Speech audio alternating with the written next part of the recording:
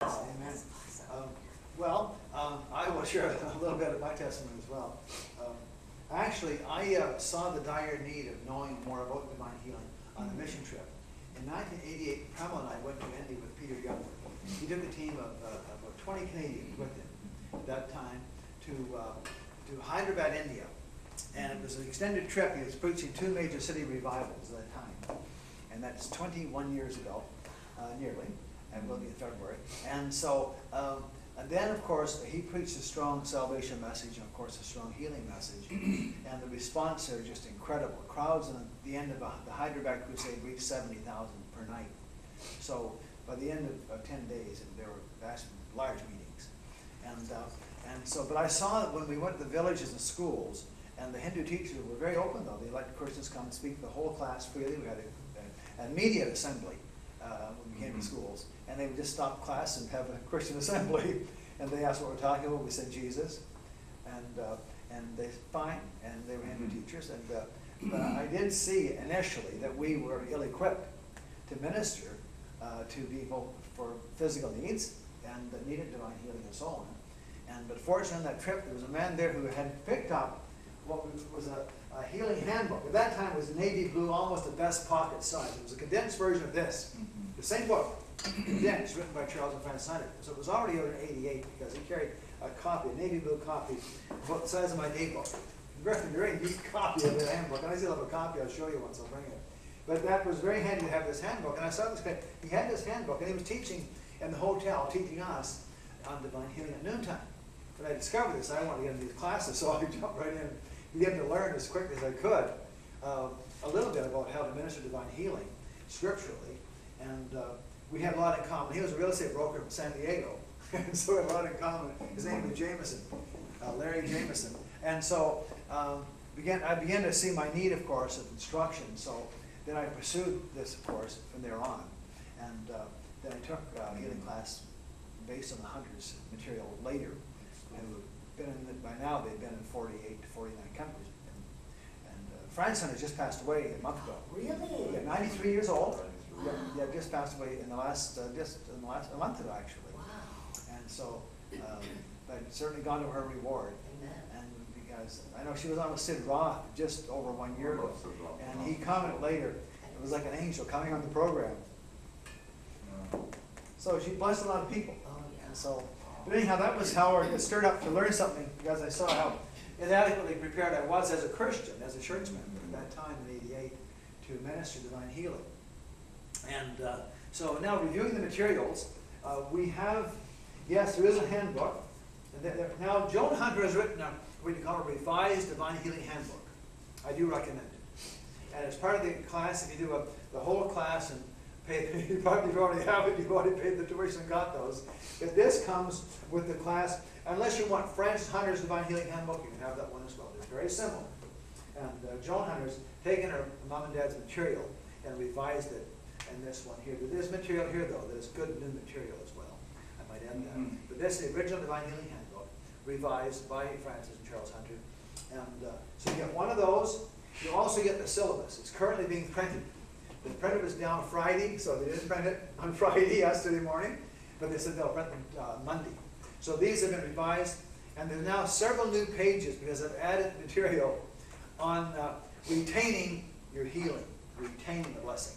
And it's powerful material. I was encouraged by Helen and Megan, actually, to let God bless me doing that. So I programmed it during the summer. That's one thing I did this summer, was I revised that part of the material on retaining your healing. And so there is more good material in this. So next week when you come, you say, well, Glenn, I'm going to take the whole class. You'll get this. You'll get one of these handbooks as well. So you get both. The Divine Healing Handbook. You'll get the syllabus with all. Please be seated. By the way, Patricia just came in, so Patricia, please meet these people. Glad to be here. Good. Sorry. We met Patricia a year ago, and which she participated in the class we had at that time. So good to see you again, Patricia. And they say there are 3 kinds of people in the world, and they often break them down differently, but they say there's 3. There's the aggressive, that make things happen. They're the passive, that hope something happens. And they're the wanderers. They wonder what happened. So, Yes. so I guess those are not here today, are just wondering what happened today. And we hope they'll get out, so we're wondering where they are. And I hope they'll be out here next week, so please, at your invitation, and as we get the posters up and do the advertising, you can do, even on the website, go ahead and do it, and we'll fill this room next week. My prayer is at least 20 people in this class on divine healing, and I'm sure it'll be a blessing. Well, we started with divine number today. Yes. 7. 7, that's right. That's right. We got a fine number here, and a number of completeness, a very good number, scripturally. I like that, brother. So it's a good kickoff number, isn't it? As you know, this summer I've been quite busy, as you have been very busy as well. I was mostly weddings this summer. I don't know what you were doing besides maybe weddings as well. But half our family are now married. That's our children. We got 2 married this summer. Wow. And so 6 weeks ago, no, actually, no, 10 weeks ago, we were flying to Denmark, the last week in June for my daughter Heidi's wedding. She's happily married, living in Copenhagen now, because she called yesterday and said we enjoyed themselves. Steve loves her cooking and so on. So the reports are all good from Denmark. And so my daughter's happily married there. And then just early August, we flew to the west coast of Oregon, to Portland, and then drove 3.5 hours to a place called Bend, way in the interior, where he married Brittany Wilkins. And so they're happily married as well. Another, mine, fairy tale wedding. Both believers love the Lord with all their hearts. I met during the 1 year in Christian apologetics training in England at Oxford, where Nathan did 1 year training in Christian apologetics. Brittany followed, the following year took the same 1 year course at Oxford University in the Christian apologetics program. And so now they're married and flew back Sunday night, by the way, where he's starting his master's program in theology at King's College, University of London. And so my son he's gangbusters to go full-time in the ministry, and it's been his dream from grade 9, grade 10. He knew he was going to be in the ministry full-time. And God's protected him, the blood's been covering him all that time. And now he's married a girl of like faith, precious faith. And so they're a very happy couple. I told them at the wedding celebration, I says, now Nathan and Brittany, I says, you know, that marriage is a word, but it's also a sentence. And, I didn't get that for a second. Oh, shame. marriage is a word, but it's also a sentence. And so, of course, at least I paused, you know, for quite a while until they realized what I was saying. I said, Nathan and Brittany, you've had all this counseling by their uncle who married them, right? Who's a minister in Toronto. Because your uncle was counseling these last 6 months. There were 3 of them on Skype. She was in Oregon on Skype. He was in Toronto, California at that time on Skype every week. He gave them material to read. They had to read several books. I mean, the guy put them through the mill to get married.